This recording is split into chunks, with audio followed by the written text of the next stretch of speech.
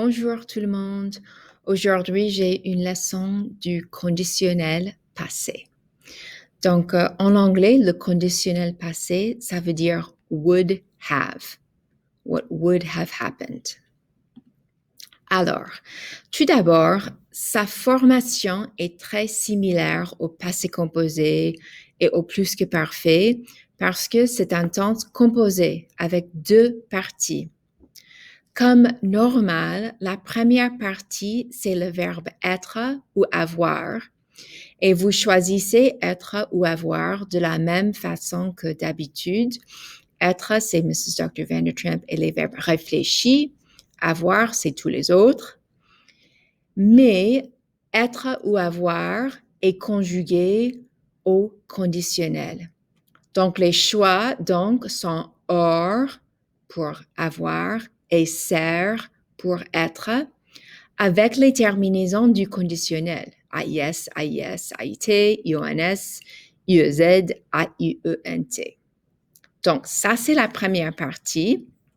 Et la deuxième partie, c'est le participe passé normal. Voici un exemple. J'aurais mangé. Donc, manger, c'est pas un verbe Mrs. Dr. Vandertramp. Donc, on a aurait, manger avec E accent aigu et le participe passé. Et ça veut dire I would have eaten. Voici un exemple avec un verbe Mrs. Dr. Vandertramp, aller. Donc, elle serait allée. Le participe passé, c'est aller. On ajoute le deuxième E parce que elle est féminin.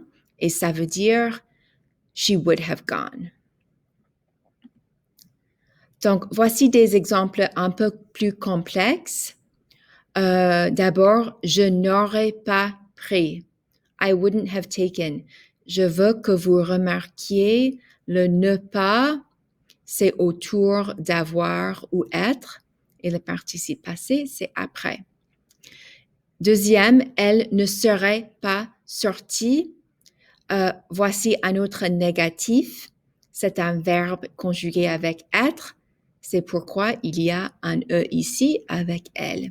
She wouldn't have gone out. Et finalement, nous avons un verbe réfléchi. Donc, s'amuser, c'est un verbe réfléchi, alors c'est conjugué avec être. On met le pronom réfléchi ici. Vous seriez amusé. Amusé a un S parce que vous est pluriel. You all would have had fun. OK. Donc, nous allons utiliser le conditionnel passé dans les phrases avec si. C'est notre deuxième version d'une proposition conditionnelle. J'aime beaucoup ces phrases, c'est parce que c'est utilisé to express what would have happened if something else had happened. It's the tense of what could have been. Donc, on doit utiliser les deux conjugaisons. Si est attaché au plus que parfait et le conditionnel passé, c'est la deuxième partie. Exactement comme avant, on peut renverser l'ordre. On peut commencer avec le conditionnel passé et puis après, si est plus que parfait. Donc, voici un exemple. Si j'avais étudié, j'aurais réussi à l'examen. If I had studied, I would have passed the test. What could have been?